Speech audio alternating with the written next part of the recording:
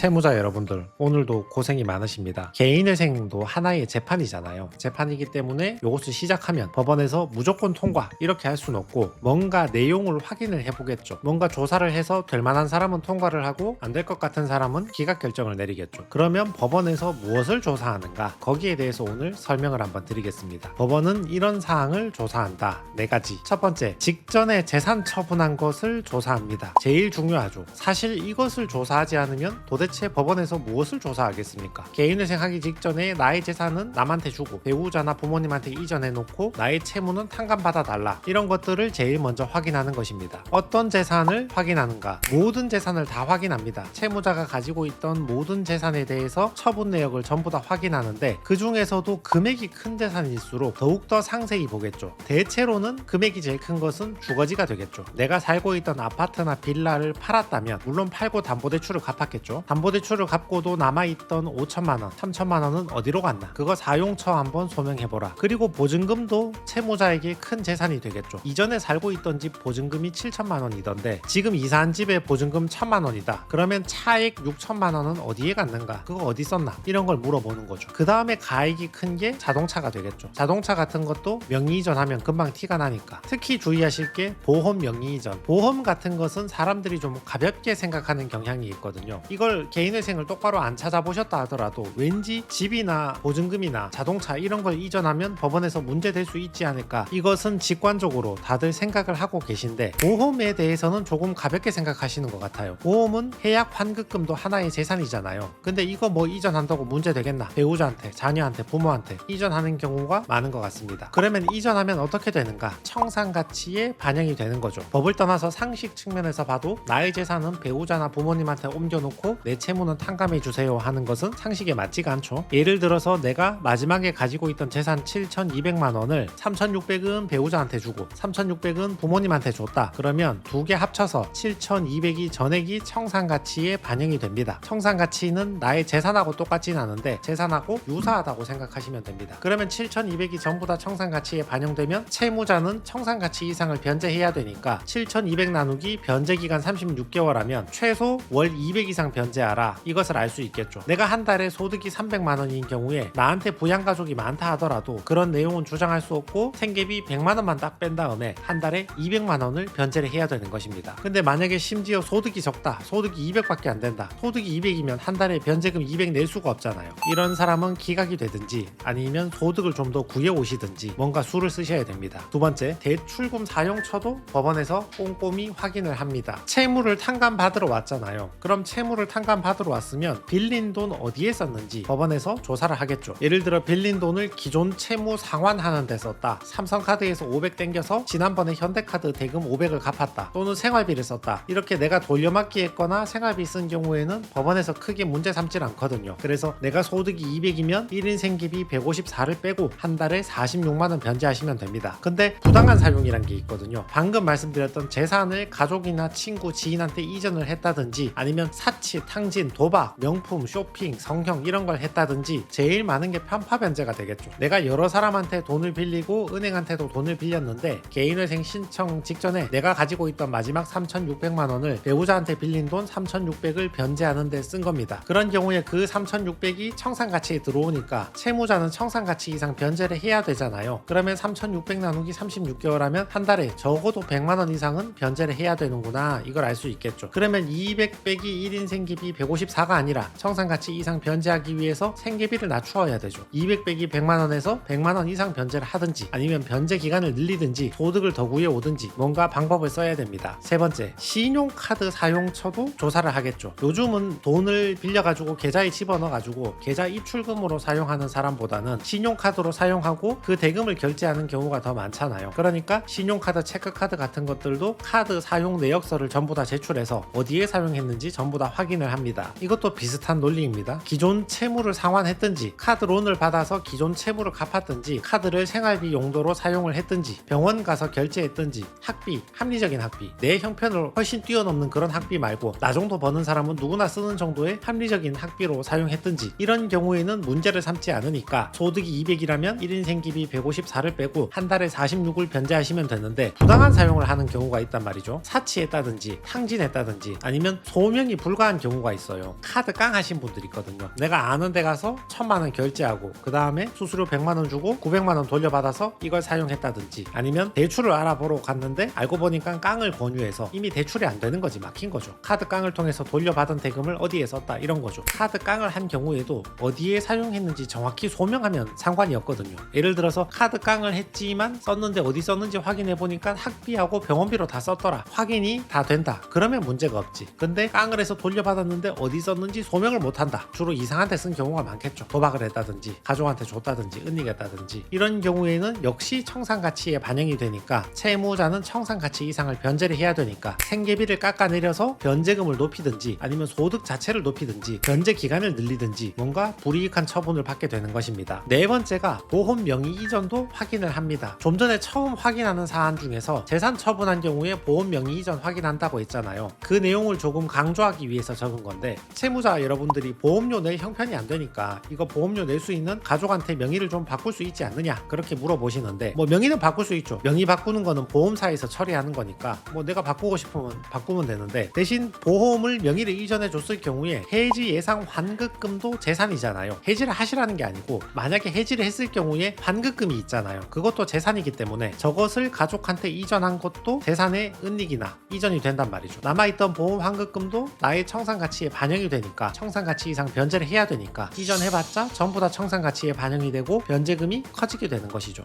단 대부분의 채무자들은 마지막에 돈이 없으면 약관 대출까지 최대한 땡겨 쓰는 경우가 많기 때문에 청산가치에 반영된다 해봐야 그 금액이 작은 경우가 대부분이죠. 그래서 아주 큰 보험금이 아니면 이전을 해도 개인회생 통과 자체는 가능한 경우가 더 많습니다. 자, 실제 법원의 보정 권고를 한번 살펴봅시다. 이 채무자 같은 경우는 어려운 가정에서 태어나서 고등학교 졸업 후에 바로 사회생활을 시작해서 가족의 생활비하고 동생들의 교육비를 혼자 부양을 했는데, 도박이나 투자 손실 이런 건 없고 가족하고 부모님 생계를 돕기 위해서 그렇게 돈을 빌렸다. 어머니 운영하시는 가게까지 힘들어지니까 어머니가 이미 신용이 나빠졌을 거니까, 가게 운영하면서 빌릴 수 있는 거 다 빌렸을 거니까 내가 돈 빌려가지고 어머니 가게에 보탬이 되게 도와주고 같이 살았다, 그런 내용입니다. 자, 보시면 직전 주소지 처분관계 소명하시오. 재산 처분 내역을 확인하려는 것입니다. 소유였다면 팔고 받은 대금 어디 갔나, 전월세였다면 돌려받은 보증금 어디 갔나, 이걸 물어보는 거죠. 최근 채무 사용처도 이런 식으로 물어보는 겁니다. 채권번호 8번, 이거 보니까 최근 채무 같은데, 최근 채무라 하면 개인회생 신청일로부터 최근 1년 동안을 의미합니다. 사용처가 불분명하거나 개인 채권자한테 편파 변제한 경우에는 청산가치에 반영하라, 다시 말해서 변제 더하라, 그런 뜻이죠. 기존 채무를 상환했다면 카드 사용 대금을 냈든지 기존 은행 채무를 돌려막기 했든지 대환을 했든지, 그런 경우에는 부채 상환 증명서나 대출금 상환 내역서를 제출하라. 신용카드 사용 내역도 이렇게 확인을 합니다. 신용카드 최근 1년에서 2년 정도 카드 상세 이용 내역서를 법원에 제출하라. 그리고 한 번 결제할 때 30만원 이상 결제한 거 어디에 사용했는지 소명하라. 소명할 수 없다면 또는 개인 채권자한테 변제했다면 청산가치에 반영하시기 바랍니다. KB손해보험의 소멸한 보험계약에 계약 환급금 확인서를 제출하시기 바랍니다. 보험에 대해서 가볍게 생각하시는 채무자들이 몇 분 계신데, 법원에서는 있다가 없어진 보험, 해지한 보험, 이전한 보험 전부 다 확인을 합니다. 예를 들면 이런 식으로 소명을 하는 겁니다. 이전에 살던 집 등기부를 제출하고 그 집은 어머니 소유의 집이었다. 내가 무상거주하고 얹혀 살았던 것이니까 매각대금 없고 돌려받을 보증금도 없었다. 대출받은 거 어디 있었는지 이렇게 소명을 하는 것입니다. 소상공인에서 빌린 돈이 930만원인데 1월 9일에 350만원 어머니 신용카드 대금을 내가 대신 결제했고, 1월 9일에 440만원 어머니 신용카드 대금을 대신 결제했고, 나의 신용카드 대금 결제했고 대출금 갚았다. 이렇게 다 합치면 대략 930만원 나온다. 이런 식으로 소명을 하는 겁니다. 참고로 내 신용카드 대금을 갚은 거는 관계가 없지만 어머니 신용카드 대금을 갚은 것은 내가 어머니한테 일부 증여를 한 셈이 될 수도 있고 편파 변제가 되는 경우도 있으니까 이거는 전부 또는 일부가 청산가치에 반영이 될 여지가 있겠죠. 물론 생활 상태에 따라서, 재반 사정에 따라서 경제 공동체에 가깝고 그 사업이 내 사업이다 이러면 관계가 없겠지만, 생활이 어느 정도 독립이 되어 있다면 어머니 자영업 대금을 내가 대준 거니까 재산 이전이 되니까 일부 청산가치에 반영될 여지가 있는 겁니다. 그리고 이에 대해서 거래내역 조회에서, 은행 내역 조회에서 소명 자료로서 제출을 하는 겁니다. 보시면 930만원 들어왔다, 카드 대금 350, 440 결제한다고 이체했다,